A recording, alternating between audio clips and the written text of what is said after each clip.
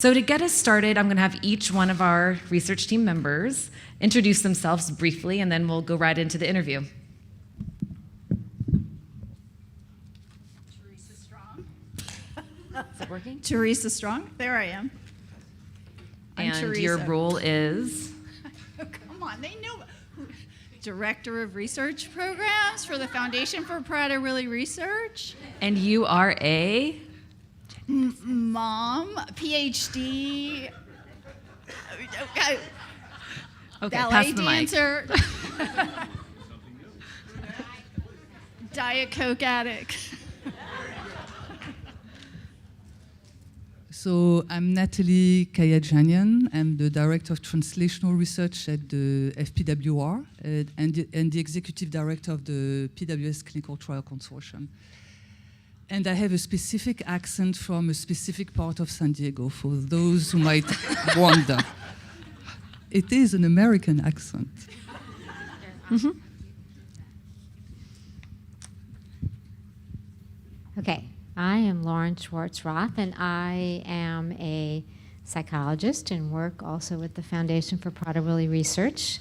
I've been around in the organization for quite some time, and I am in charge of facilitating and kind of pushing forward the mental health and behavior research programs at the Foundation.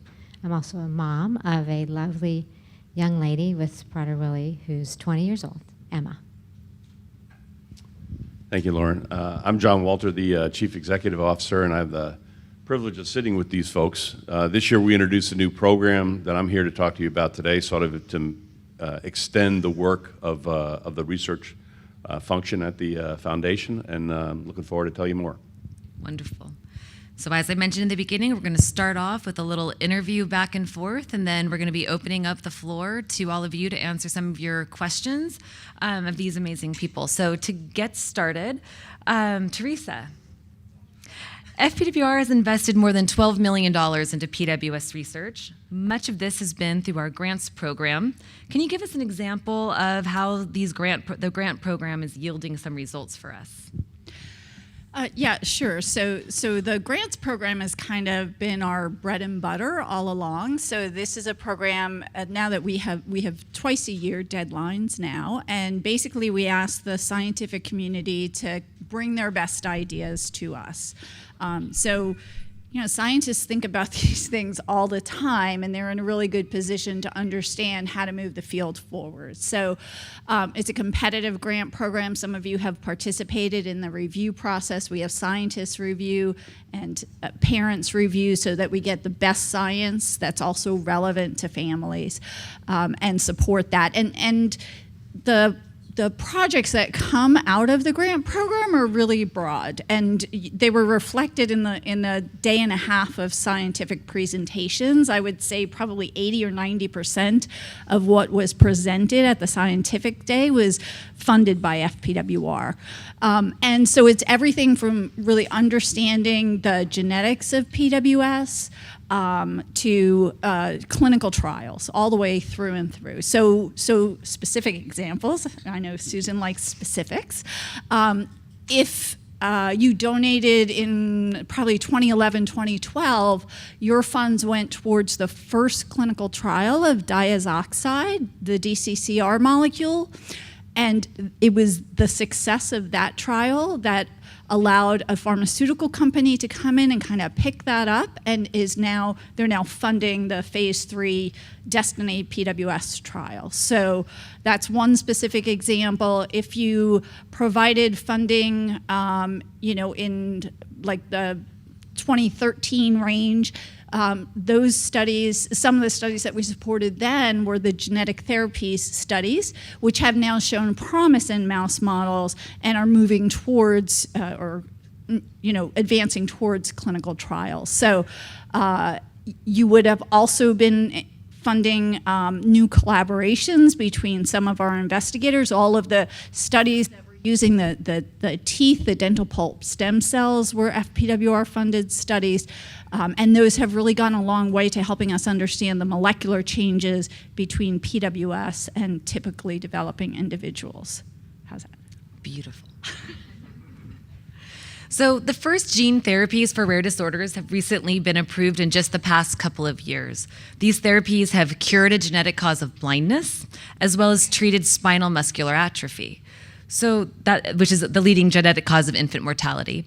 What are the opportunities for developing a gene therapy treatment for PWS? So we talked a fair bit about this yesterday, so I'll try not to be repetitive, but I think PWS is more complicated. So those specific examples, spinal muscular atrophy and the blindness, it's a single gene. You just replace the protein. It's not easy, but it's sort of a simple problem, difficult to solve. So there's a lot of more complication in PWS, where we're dealing with several genes and several RNAs. So I think the gene activation approach, where we're trying to turn on the existing chromosome 15 material that is derived from mom's chromosome in every individual with PWS but silence, is a good way to progress for us. And so with this genetics therapy workshop that we had, I think we're going to be putting together a roadmap to try to move that work forward as quickly as we can. Great. So as you all have heard this weekend, we have the Global Prader-Willi Syndrome Registry. And I'd like to just take 1 minute to thank the nearly 2,000 people who have taken the time to enroll in this registry. If you haven't enrolled, of course, we would love for you to go home after this weekend and get started with the registry. Teresa, why is it so important for people to be participating?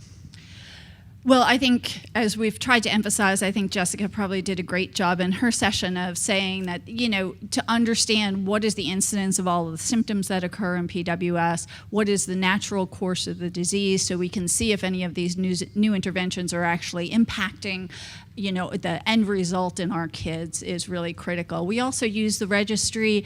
We've used it in collaboration with Levo Therapeutics to develop this new anxiety measure that is being used in clinical trials. So one of the really nice things about the registry is we can be adding new surveys to it and adding new information as it becomes timely to gather that information. So that's why your involvement and kind of continual, updating your record, going back in when we have new surveys. If you see in the clinical trials alert that we have a new survey, your participation is really important. And really most of it is to support the clinical trials that are ongoing, but also to help us understand what problems your kids are having so that we can be proactive in trying to help the clinicians, either study areas that appear to be popping up or develop standards of care that will help our kids, have the best outcome possible.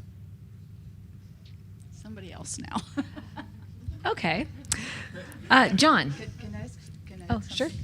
I would like to add something also because, like Teresa said, it's really a foundation to have a patient registry, and I think, I would like also to emphasize how important it is. It's also important to get together what is called real-world data to really understand the heterogeneity of the population. When a treatment will be also available is to better understand, what impact it has on all the population of, clinical trials. Usually it's a subset of the population, and one of the questions is, does it work in the real world? So that's also a tool that is very useful to better understand that. Thank you. So FPWR has recently begun investing in small pharmaceutical companies in the beginning stages of drug development. Could you tell us a little bit, John, about the strategy and how it will accelerate our work towards treatments for PWS? Sure. So Teresa has touched on this a little bit. For a long time, the foundation was really looking to try and fund bright ideas in a lab. And we've come a long way since then. And as we saw earlier today with the clinical trials panel, we now have several active clinical trials recruiting patients for potential treatment. So the idea here is, what does it take to take a bright idea in a lab and bring it forward to a clinical trial?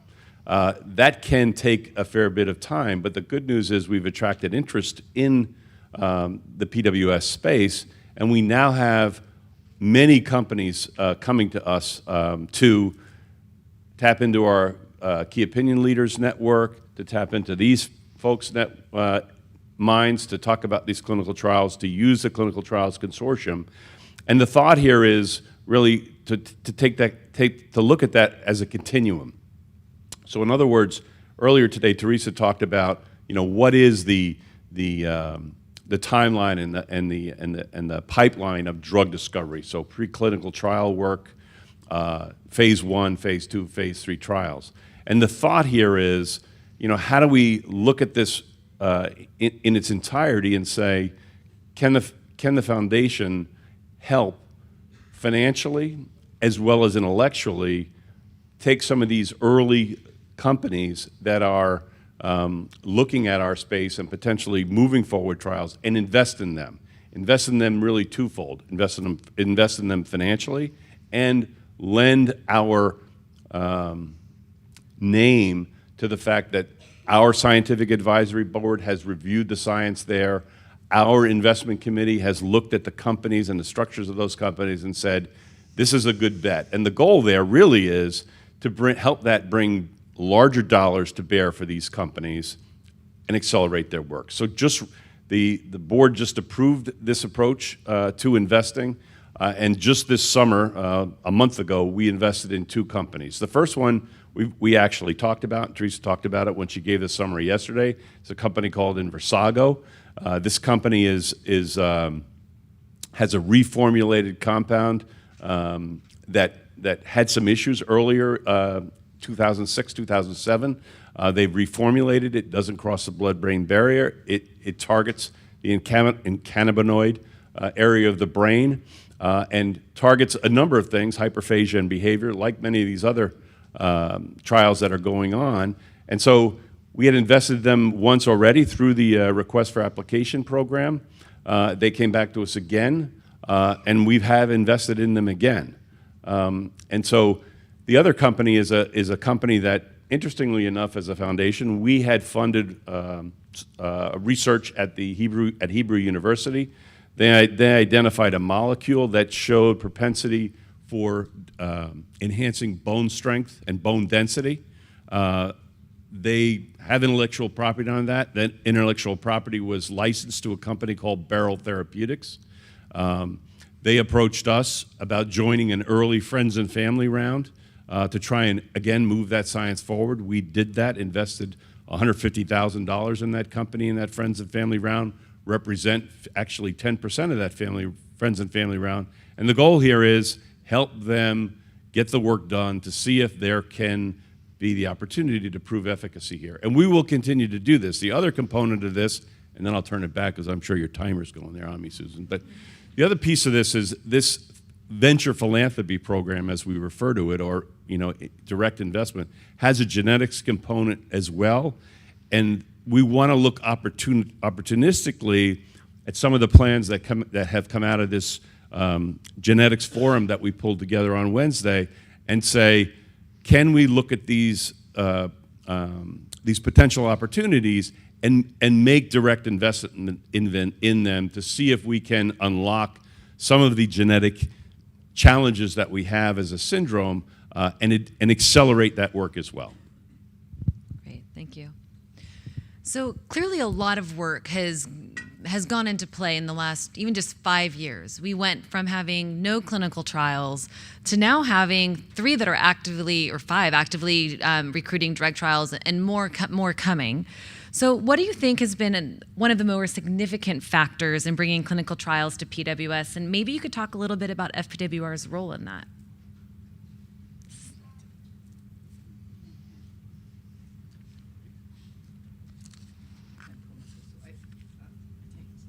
Okay.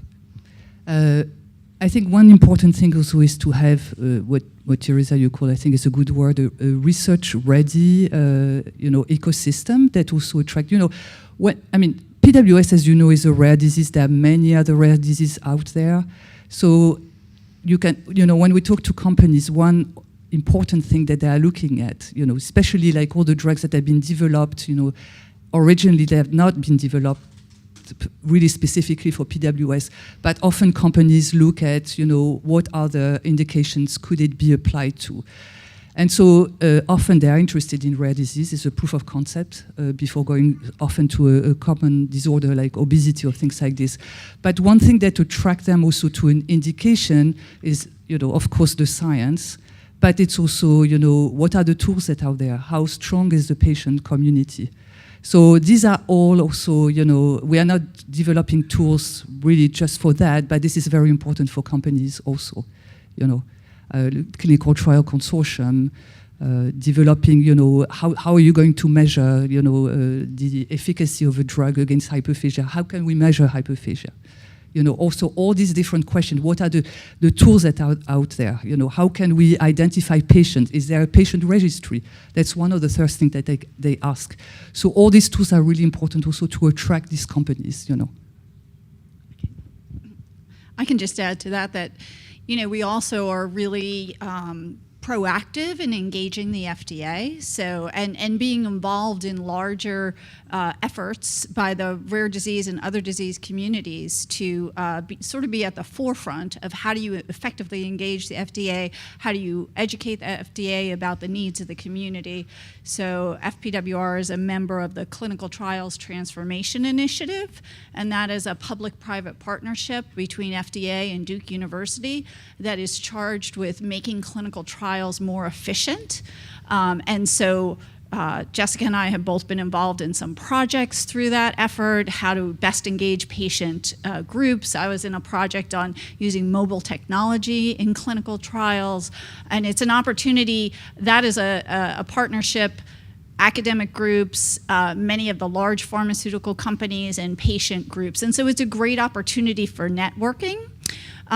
I'm also on the Patient Engagement Collaborative at the FDA, which is a 3-year appointment to be on a fantastic group of other advocates that works towards improving communication between the FDA and the patient community. And just being part of that, and so I go to DC twice a year, and we have in-person meetings, and it's an opportunity to learn about the FDA. I mean, I've been engaging the FDA for many years now, and it's kind of this behemoth of, even knowing who you should be talking to takes a few years to figure out. So just having that direct contact and someone at the FDA that you kind of pick up the phone and go, how do I navigate this is just fantastic. So I think being proactive, being part of these groups, we're part of NORD, which has the registry platform, is really important to making sure that we're doing everything we can to be advancing the efforts of our community. And Susan, I'd add one other thing. One of the things that we're really trying to do is proactively connect dots. So really be aware of what companies are doing that might have overlap into the PWS space. And I'll give you a specific example of that. This summer I was up in Boston and was talking to someone, and they mentioned to me that, that there was this company that they had come across that was developing a blood thinner. So a competitive product for products like perhaps Warfarin or Eliquis that you might be familiar with. And it's a second generation that has less of the side effects that go along with that. And I had an early conversation with the company and said, look, are you aware of the thrombosis issues that exist in PWS? Would you have any interest in doing that? And so, of course, after that conversation was over, I quickly knew I needed to connect them with Teresa to have a more in-depth scientific discussion to talk specifically about the underlying issues of thrombosis in PWS. But the CEO of that company came to the consortium meeting this Wednesday to try and learn more about what we're doing, what kind of resources we had to help them, and potentially might have an interest looking at PWS and addressing those thrombotic issues. So it's sort of it's a proactive look at what's going on in the landscape. Okay. So our next question is going to go out to our mental health expert. Lauren, we know that there are many people who have PWS who struggle with mental health. What are we doing to understand why our loved ones are at a higher risk, and what are we doing to help them? So, yes, thank you for that question. One of the things I'm really have been interested in for many years, given all of the challenges that our kids can have, is really understanding some of the early signs and predictors of mental health challenges. And if we can understand the early signs and symptoms, we might be able to do more to intervene earlier on. And generally in mental health, if you diagnose and treat early, you have a much better outcome. And you might even be able to prevent some more severe symptoms. So that's something I'm very interested in. And we have funded several grants over the last few years that have been looking at some of these early kind of sensory, cognitive, and social challenges that kids have to see if that may help us understand the sort of trajectory towards mental health problems. We're also just funded a study looking at, it's an MRI study by Stuart Einfeld and Lauren Rice at the University of Sydney, who do lots of great research. They're also doing the mindfulness study. And they're interested in looking at GABA in the brains of people with Prader-Willi. And GABA is a chemical in the brain that is linked to emotional challenges and several different conditions, Prader-Willi, autism, some other conditions as well. And people with PWS tend to have lower levels of this important brain chemical. So they are looking at the brains of people with Prader-Willi, and they're going to be giving them a medication that is supposed to change levels of GABA, and they'll see if this can help sort of normalize those levels in the brain. And if that happens, then they'll sort of go to the next step to see if doing a clinical trial in that area would be helpful. So I think there's a lot of interesting things going on in that area. We're also starting to look at ways of talking with families and Prader-Willi behavior experts also about their experiences with struggling with mental health challenges, and again, what are some of the early signs and symptoms that parents and caregivers recognize, what kinds of treatments have been helpful, so that we can, create a framework to help parents prepare and be informed if these things do become an issue down the road. And as you also have heard today, see, when they let me talk, then I talk a lot. So. We have 2 trials going on right now that are recruiting pilot studies. One is for guanfacine. You heard Dr. Singh speak this morning, and that's a medication. They want to see if it's helpful for aggression and impulsivity and other behaviors. And there's another study going on, I mentioned at the University of Sydney, on mindfulness, looking at this very specific intervention for people with intellectual disability and Prader-Willi to see if they can learn to use these techniques to control their anger and other symptoms as well. So there are things going on right now that you could possibly participate in that could be helpful for your children. And Lauren, can you confirm, did Dr. Singh inform that study with Dr. Einfeld and Dr. Rice? Yes, so we have lots of Dr. Singhs right now, so they're 2 different.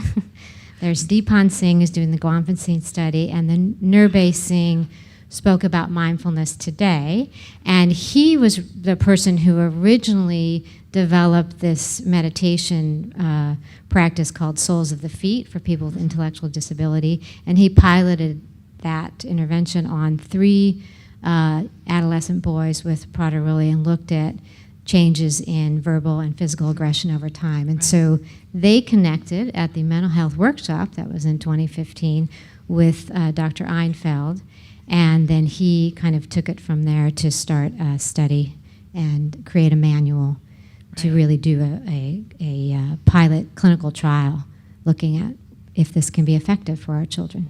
So those of you who participated in Dr. Singh's mindfulness workshop today, I got a lot of really positive feedback. I think you were all very receptive to learning about mindfulness.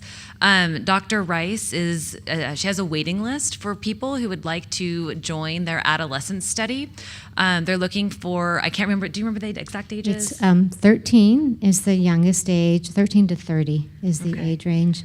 So your loved one needs to be 13 to 30, and they're looking for more patients who are available to begin in January. Again, they've established a waiting list. So if your child is going to be between 13 and 30, and you're interested in practicing mindfulness with your child, this might be a study that you'd be interested in. I would highly recommend. You can go on our website, you can get more information about the study, and you can contact Dr. Rice directly. And it's all done via Skype, so there's no visits or anything, and they schedule it at your convenience. So it's pretty accessible in that way. Right. I can, yeah. So there's another study that just started. Dr. Jan Forrester, who's a psychiatrist who's worked in Prader-Willi for decades, she's a real expert in the area, has become very interested in family stress for people who are parenting a child with Prader-Willi. And in particular, she feels like the dads have been really neglected, and so she has developed a study to look at a very specific intervention called ACT, which is Acceptance and Commitment Therapy. It's kind of a version of cognitive behavioral therapy and mindfulness for dads and who have an adolescent with Prader-Willi. And it's also a virtual online kind of Skype intervention. It's 4 sessions, and so she's recruiting currently for that study. And we're really excited to be having some focus on the dads. Yep. So again, if you want more information, if you go to fpwr.org, we have a menu item. It's called Clinical Trials. All of the trials are listed there, both the drug trials as well as intervention trials. So if you scroll through, you're going to see a nice list of opportunities that are enrolling patients currently. So this final question goes to every member on our team. What does the next 3 to 5 years look like in research? Busy. If you didn't hear her say it, is busy?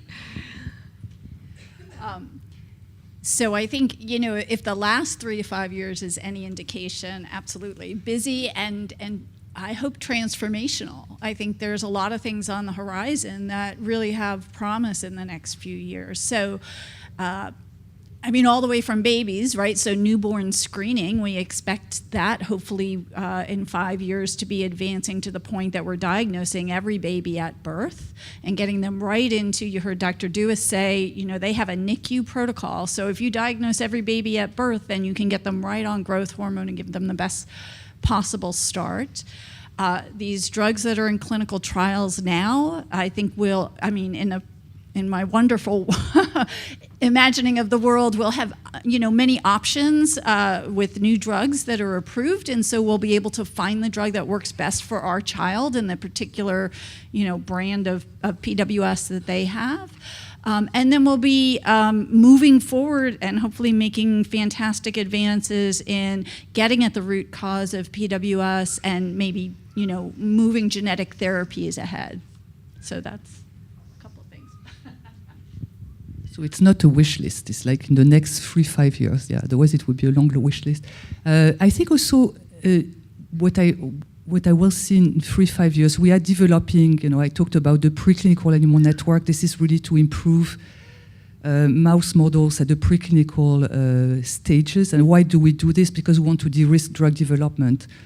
So it's not going. I think it's going to really affect many different domains by having better animal models. It will improve also basic research, for example, in neurobiology, in many other fields. But it's also the ability to develop drugs, specific drugs for PWS. As I mentioned earlier, all the drugs that you see right now in clinical trials have not been developed, with their main purpose at the beginning for PWS, which is not a problem. It's great, but it will be good also to have some good cellular models and some good animal models where we can test directly drugs against all the major symptoms of hyperphagia. So that's something that I could see is going to start really within the 3-5 years. So we'll just keep passing. Okay.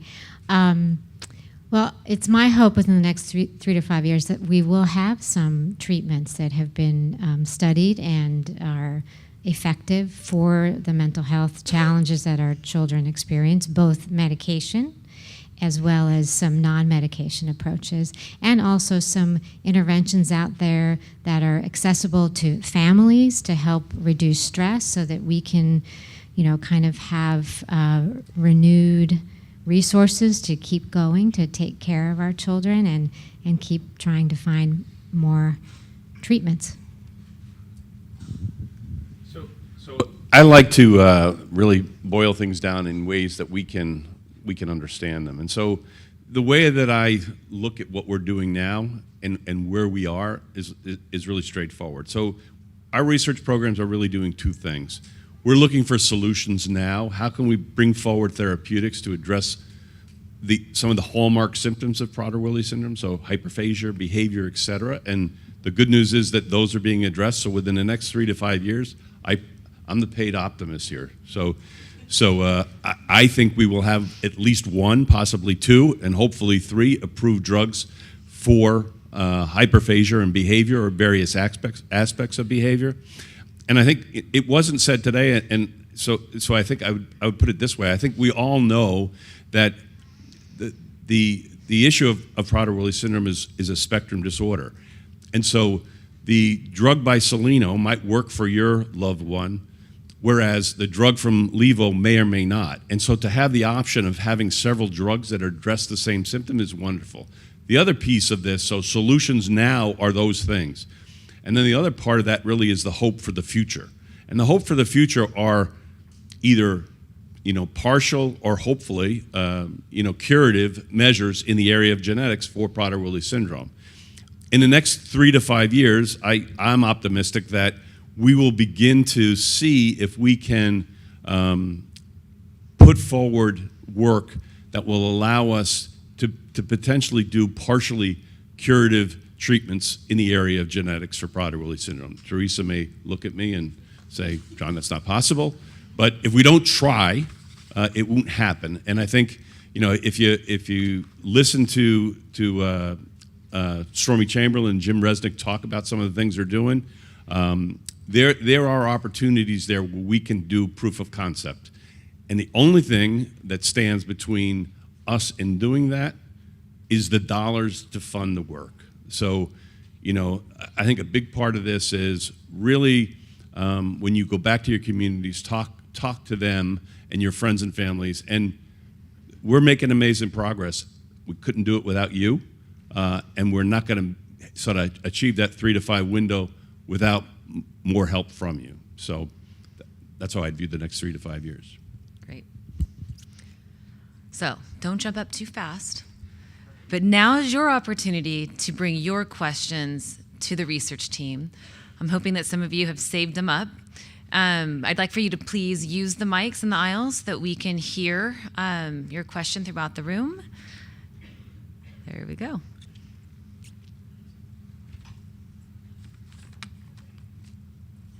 Hello? Oh, I have a specific question on the guanfacine trial. I'm just curious, what's the purpose of the trial right now? We can go see our doctor, we can get it prescribed already. What would be the benefits of going through the study rather than just going directly through our doctor? I'll do it.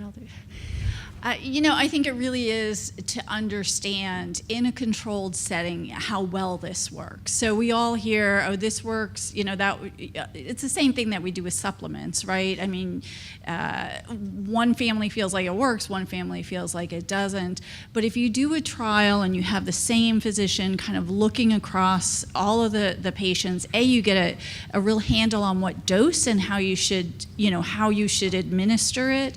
B, you get a real handle on what are the safety concerns, and then C, you get a real handle on what percent of kids are going to find it effective, and if there's certain genetic subtypes that are more effective than the other, or other characteristics that are going to distinguish responders from non-responders, you can pick that up. So it just, to me, it makes it more efficient to actually know what to do for any individual child.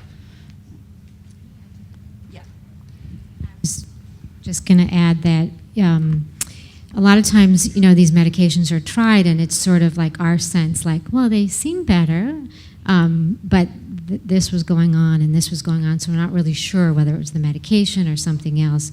In a trial where they're using objective outcome measures that are being administered by people who don't know who's on drug and who's not on drug, we can get some real objective information about, is there truly a change in anxiety or aggressive behavior, impulsivity. So I think that really helps us make decisions about whether that's the right medication for our child. So good question, though. I'm going to add, so medications are so highly individualistic from child to child, and I think when you start getting into psychiatric medications, it gets even more challenging. And not all of our psychiatrists have a strong experience with Prader-Willi. They know autism, they know anxiety, they know bipolar or depression, but they don't necessarily understand the full nuance of Prader-Willi. So having a publication that is specific to the Prader-Willi population is incredibly helpful. And I can speak to this with personal experience, going to a psychiatrist and saying, I need to try a medication for my son. And he said, well, we should try this one because this drug is good. It's well tolerated in the general population. But what I knew from having talked to Prader-Willi experts was that that drug was not the best choice for my son. And I did not want to start there. So I needed to have this literature to bring to my doctor, and he was very receptive once I brought him that information. But if I, as a mom, without an MD or a PhD, just walked into this office and said, well, I want this drug, he would have been much less responsive and willing to listen to me. So having this study published is incredibly important for us so that we can advocate for our children with our doctors. This question is for Teresa. You spoke a lot yesterday about some of the research that we're doing, that the foundation's doing on 2 genes in specific, which were MAGL2 and SNORD116. And I'm hoping that you can explain a little bit why the Ryan Foundation is looking at those 2 genes and what implications that would have if the research and the correction of those 2 genes would have on the syndrome. Well, I think that's what we're trying to figure out. We know both of those are really important for loss of those genes is critical for developing the symptoms that we associate with PWS. So we know SNORD116 because there are some really rare, there are about 5 really rare patients that keep all the other genes but just are missing SNORD116, and they have most of the symptoms of PWS. So we know that area is really important, so we're trying to figure out what does the SNORD116 do. And we know if MAGL2 is mutated, you also get many symptoms that are very similar to PWS. So that is clearly an important gene as well. What we don't know, and what we will hopefully be able to figure out with the animals that Natalie is making through the preclinical network, is if we took a background of PWS, like a large deletion like many of our kids have, and we put just MAGL2 back on that background, which is a relatively small gene, you could do sort of straight up gene therapy with that. Would it improve the situation well enough where that actually might be a good treatment? So we haven't been able to do that before, but we're developing the animal models and the cellular models to go ahead and do that kind of thing. So that area is so complex. There's clearly an interplay between all of those genes, and we have to understand that a little bit better. But in the meantime, we can look at the specific genes.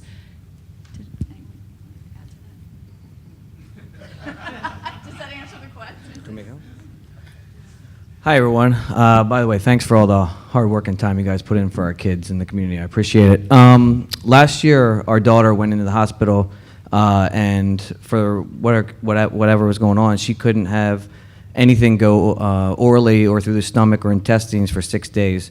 She was hooked into the IV 24/7 during this point. During this stage, she never mentioned food. Now, prior to it, she had the normal symptoms. You would see it at her age level for hyperphagia, but during this time she did not mention food, she did not mention she was hungry, she had no interest in food. So I was wondering, is there any possibility that that dehydration is an issue here and it's actually causing the hyperphagia, or that the body's misinterpreting dehydration as hyperphagia, which is not uncommon in people without Prader-Willi syndrome too. That being said, it's, to a layperson like myself, there's a lot of symptoms of PWS that would kind of coincide with the dehydration as well. So I don't know if there's any research going on that may lend a reason why that was so effective for her and why that changed her so drastically. Or if there's anything that we've looked into as far as the fact that maybe the system from all the symptoms that or all the signs that our brain normally would interpret, putting something into your mouth, your stomach, your intestines, and your urinary tract, is there something there that would perhaps going on there that's not allowing fluids to be enough fluid to be taken in, maybe kidneys, something like that, and it's stopping, because certainly my child has no problem peeing. In fact, it's an abundance. So I don't know. Is there anything there you can lend? Natalie's our neurobiologist. I think it's an interesting, I've heard that before as well, that kids that are, have a tube feeding or something when they're older, that they have less of a problem. I'm not sure. I would like to ask someone maybe we can ask someone who's studies that a little bit more and see if there's any insight. It's really interesting. I have noticed my son, when he's hungry, and he does do food seeking, but he can also go an amazing amount of time without eating, and it doesn't seem to bother him. So I think there's a general mess up, in the signaling. But thank you for that observation, and I think we can follow up with people who study that and see if there's any insight to be drawn. My question relates to the last point that John made about research dollars. So we held our first One Small Step event, I think, just before my daughter turned 1. And I found she's now 5. And I find that it gets a little bit more difficult year over year because you're generally engaging the same people for support and in fundraising. So I was just wondering if you had any tips on renewing interest or enthusiasm or I guess broadening the reach of fundraising when you're kind of constantly doing it. So you have a very excellent question. I think a lot of people have the same one. We're going to actually go into a little bit more depth after the close of this session and then in our next panel. Okay. But I will say that we all get busy and we feel like we can't ask again of our donors sometimes. But if you don't ask, you won't give. Right. So doing something that you're comfortable with, or even maybe pushing your envelope a little bit, setting up a Facebook fundraiser is a really easy task. It's an easy ask, and people give because I want to support you. And your friends want to support you, but they don't know how they can support you. So if you give them an opportunity and you say, this would be meaningful, they often will reciprocate. They will show that they want to do something for you. Yeah, I feel like our challenge is bridging that gap between, geez, how much money do these people need, but then overwhelming them with the details of why we really need it. Like they're striking that balance in there of making it palatable yet emphasizing the true need. So Right. I'll keep my ears peeled for the next session. Thank you, Charlotte. Hi, wanted to ask a question going back to the old standby that everyone here is using of growth hormone. We're entering that phase where as our child gets older, there's more and more inclination to deny it because our understanding is that it was originally approved for growth. And for our daughter, once the growth plates close and all that stuff, we know the importance of it for brain development and for all the other things that have been proven that it does, not just for kids as they're growing and developing, but for adults, and what can happen when adults who have been on growth hormone are then taken off of it. So the question is, because it was approved by the FDA for one specific application, and we need to submit a volume of material of why, even though our daughter doesn't necessarily need it for growth right now, but it's still really important, and it seems so subjective that insurance companies are either going to say, all right, we understand she needs it because of the new research, or sorry, that's not what it's FDA approved for. Is there action that's happening from FPWR or other organizations to try and revise that FDA approval so that we can get it approved for what our kids need it for, not just during their adolescence, but for their adult lives as well? Absolutely. So this has been a real focus of mine over the last year and a half. and it's a hard problem. So, and you wouldn't think it would be, right? I mean, it's a whole nother, the adult population in PWS, clearly there's many publications now. They're mostly small trials, but all show benefit. And so it seems like a no-brainer to us, right? Certainly my son's 25, and we went through the same thing. He got kicked off, and then we had to go through, it took us probably a year and a half to get him back on. So we're doing several things. We are engaged with the large pharmaceutical companies and working with them and encouraging them to. The problem is we as an advocacy organization can't go to the FDA and say, you got to approve this. It has to be a sponsor. So it has to be a drug company. So we are working with the large pharmaceutical drug companies to encourage them to do that, do a clinical trial, or just put together, get the information that they need. We are working with smaller companies that are looking to break into the market and maybe do a clinical trial in adults. And so that's 1, 2, and the third thing is we have funded Laura DeGraff, who's in Europe, and she has put together 10 clinical sites, and we're funding the actual clinical trial in adults.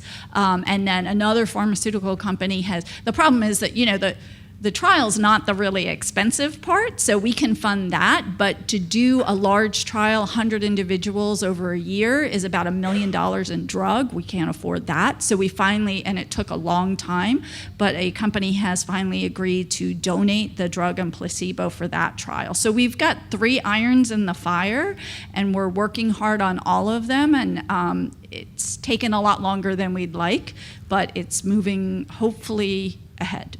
Is an inherent part of that, in order to get that trial, to make it a successful trial, having people who are currently on growth hormone agree to go on and potentially not have that drug for a year to see what the effects are of coming off of it? Well, no, I think what they'll try to do is take people who are not on growth hormone now and put them on. And so there'll be, probably some who don't get drug for 6 months or a year and then get drug, and others who get it from the start. But it'll be, and it should not be too hard because the majority of adults are not on growth hormone now. So, and especially in Europe. So there'll be a lot of European sites. There'll also be US sites, but there's several European sites, so they should be able to recruit. Thank you. Let us know what we can do as a community to help support that. Absolutely, yes. Hi, guys.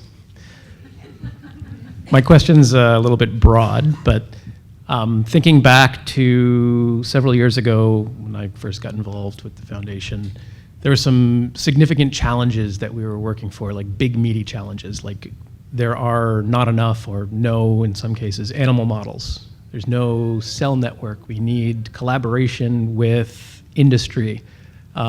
These meaty challenges that we've solved over the last several years.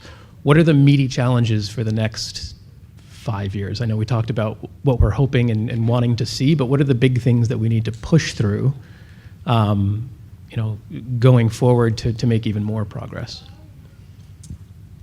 So I'm a geneticist, so I would say understanding how variants in other parts of the genome impact the severity of PWS, and now hopefully with new drugs coming on board, responsiveness and to those new drugs. So that's what I'd like to sink my teeth into coming ahead, I'm sure. Maybe I would start first by saying that we've put things in place. I think it's very important to make sure they are in place and they are finalized. We have good preclinical animal network. We have good tools. So continuing that, I think also that's something also in contrast to Teresa with the geneticist.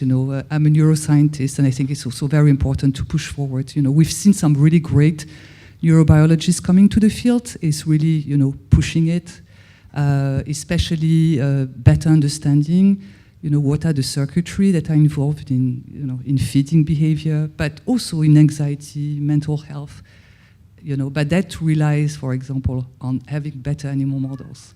So that's what I hope is going to. I really hope this will come, and we will see an increasing number of neurobiology questions that will be answered.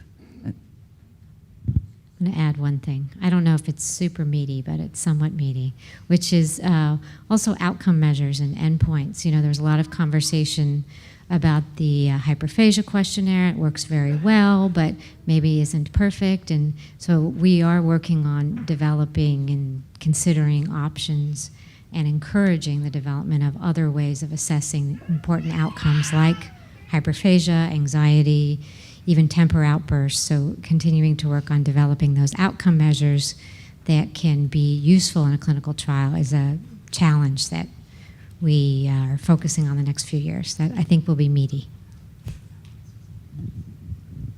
Maybe I can add something also, making sure, of course, there's no drug that has been approved, but, we have really good hope that this will happen soon. Is really making sure these drugs, once they are approved by the FDA, that they are accessible, for the patient. And it's not, if you look at other diseases, this is not something that is always obvious. Yeah. Sorry. Just one more thing.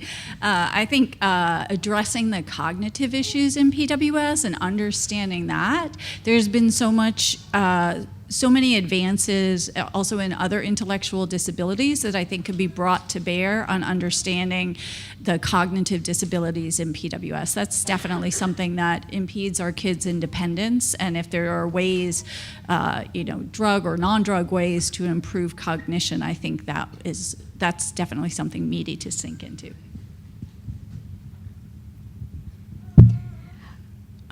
First off, I just want to say my husband and I were talking. I didn't go to the conference when my son was born 9 years ago, but he did, and there were 30 people there, he thinks. So we've definitely been having a moment this weekend of thinking about how much FPWR has grown since we've been in the community, and that's pretty amazing due to everyone's hard work. So thank you. But my question was, I guess speaking on that note, there seems to be a lot of interest in Prader-Willi syndrome from researchers and scientists, which is amazing, and it feels like it's growing. So how do you guys, as a research team, prioritize what projects get funded or what work we actually put the energy and the funds into? So we spend a lot of time, sort of reviewing the landscape and then prioritizing things according to the needs that we hear from all of you and that we see in our own lives, quite frankly. And then trying to figure, it's great, and the funds have increased, and so we have more opportunity to be investing, but it's still a limited amount of funds. So thinking about how we can leverage those funds, what are the ways, the resources that we can develop that many scientists will use, what are the projects that we can fund that will lead to bigger projects that can be funded by pharmaceutical companies or by the NIH. So trying to use these funds wisely and leverage them as much as we can is really something that I think we keep in mind all the time. We also conduct regular meetings with researchers. Just this last Wednesday, we held a genetics meeting. It was awe-inspiring to see the level of expertise in that room. And we shared what do we know, and then we asked, what do we need to know, and what do we need to do next? So the top experts in the world sat there together and collaborated and put together a list of things that they would prioritize as next steps. We've done that in mental health with a mental health workshop. We've now done this with the genetics meeting, and we tend to do these, annually. So we certainly take in the input from the families as well as the research community to make sure that we're hitting every angle. And with some risk, I'll use a sports analogy here. We have taken a very methodical peer review approach to reviewing and looking at our research and allowing experts review it. So the hockey analogy goes like this, and this is, the Canadians in the room will appreciate this, I think. In order to win a hockey game, you need 50 to 60 shots on goal. Only 3 of them have to go in. So one of the things that I want to do going forward is really challenge the research community to say, where can we take some leaps of faith to say, we really need to try this, because if we are right, we could potentially advance some science that we know fundamentally has potential, but if we wait to try and understand the full breadth and full scope of everything, it will take much, much longer. So I'd like to take some shots on goal, not with everything, but with some things where we have sort of systematically looked at things and see if we can't get a couple of goals. Right. This will be our last question. Can I add something? Mm-hmm. Yeah. I just would like also the fact that, 3 years ago, so we developed a research strategic plan for 5 years, and this was exactly the exercise that we did, is looking at the whole landscape, starting from, okay, what are the therapeutic approach that we can that we can envision for PWS, which is pharmacotherapies and genetic therapies. And from there is like, what are the questions in order to move them forward? What are the basic questions we need to answer? Then what kind of animal models? Because it's, if you have a target, you need to test it. And then it's really thinking strategically in parallel instead of moving forward, answering one question and then moving to the next step. So this is also our way of, moving forward. I was wondering if we've ever done a study or if we've ever thought about doing a study where we were looking at people living with Prader-Willi syndrome that are very high functioning and seeing within the region if there are specific genes that are expressing a little bit. Like for instance, SNORD116 or MAGEL2, where there's maybe a little bit of bleed through as far as expression and how that might compare to the rest of the Prader-Willi community. Yeah, so I think some of that work is ongoing. Question is, does that leakiness have to happen early in development before we can really study it? But I would say that there are, for example, David Godler in Australia is looking at some of those questions. Between that and sort of understanding how genes outside the region impact severity, I think we may get a better handle on that. So hats off to all of our audience members who stood up and asked questions. The quality of questions you all presented were amazing. Could we please give our research team a round of applause?